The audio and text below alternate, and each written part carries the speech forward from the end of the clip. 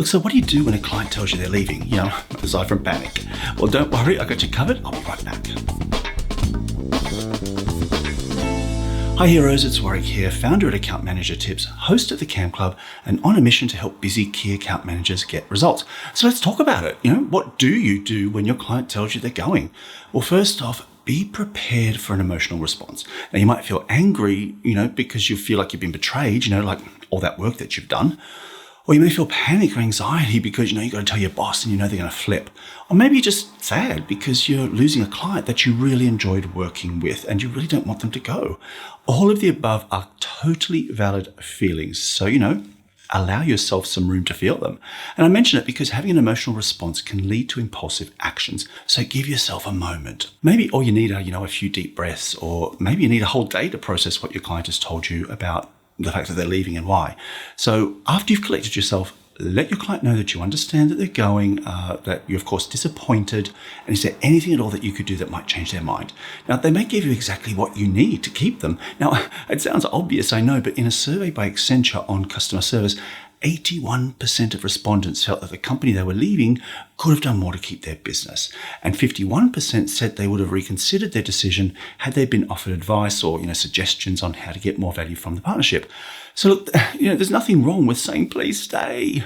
You're not looking for a 100% commitment on the spot. What you are looking for is permission. You want to repair the relationship and you want them to allow you a little bit of time to figure it out. Now, hopefully they're happy to talk about it, but if they say it's all too late, and hint, it's never too late, but we'll get to that later, ask for a meeting to discuss de-implementation, essentially like an exit interview. Now, that exit interview isn't really an exit interview. We called it that because if your client has already said there's nothing you can do, they're more likely to accept a meeting to talk about leaving than a meeting to, give a desperate pitch on why they should stay. But secretly, you are going to deliver that desperate pitch on why they should stay in that exit interview. Sneaky, huh? You're welcome. Now take a good, hard, long look at what went wrong to see what needs fixing and how you can come up with a compelling solution that will convince them to stick around.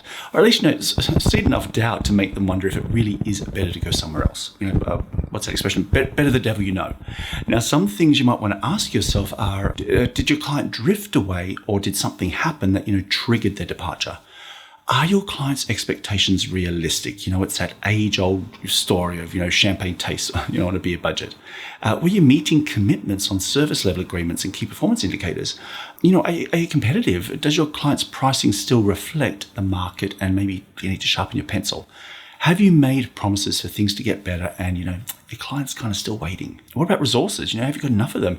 Are you or are others overworked and maybe the cracks are showing? What about the team that's working with them? Are they the right fit? Maybe a different team could make a difference. And is their solution optimized? Are there features that they're not using or new enhancements or releases that they're not aware of that would make a difference? I guess what I'm asking is, what could you have done differently?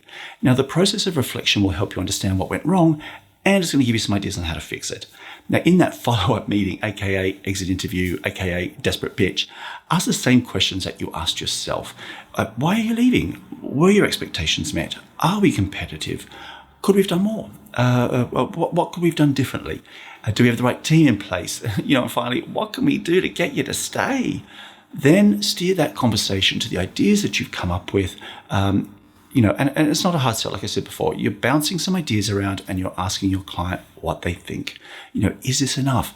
Would they be open to an updated proposal or further discussion based on your suggestions now that, you've talked things through? Now, if you're a member of the Cam Club, make sure you grab the meeting planner template so that you are fully prepared for the meeting. And you know what? If you're not a member of the Cam Club, well, what are you waiting for? The Cam Club is the fastest growing global community of key account managers. Inside, you're going to find training, tutorials, templates, guides, and a connected community of account managers who have been there and done that and are all there to help you succeed. Find out more at amtip.co/camclub. All right, now back to the matter at hand, those pesky clients who want to leave. As you progress through your follow-up meeting and share ideas, look out for some signals. If they show interest, well, that's a great sign. And, you can keep the conversation going and promise more follow-up because you're going to need to. Now, if they're firm in their decision to go, don't flog a dead horse. Let them know that you're going to be a gracious loser and you will make the transition to the new supplier as easy as possible. If it's clear that they hate your guts, don't humiliate yourself by making a counter offer or begging them to stay. It's clearly a relationship that's beyond salvaging, and just accept that, you're just not a good fit for each other anymore. No hard feelings.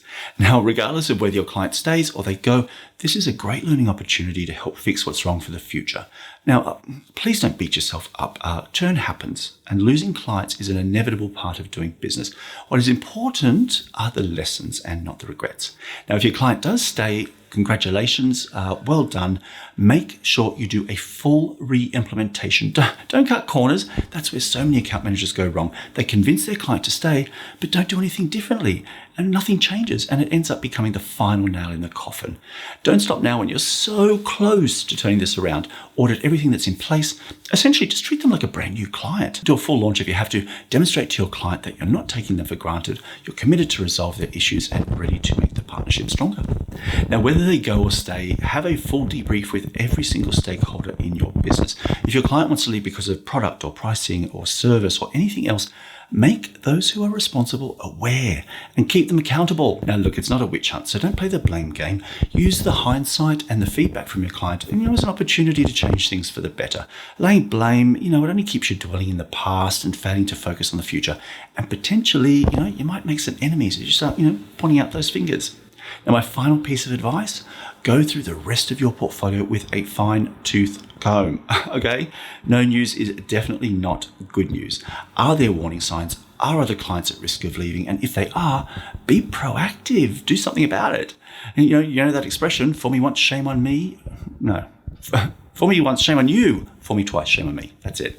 And check out my video on how to prepare for your next big meeting. It's only 5 minutes, but there's some really good stuff in there that's going to help you when you have those face-to-face meetings with your clients, especially the ones that want to leave. Now, let me know how you deal with clients who decide to leave. I would love to hear from you. And if you have any questions, just drop a comment below. I answer every single one. That's all, heroes. You know where to find me if you need me. So until next time, bye for now.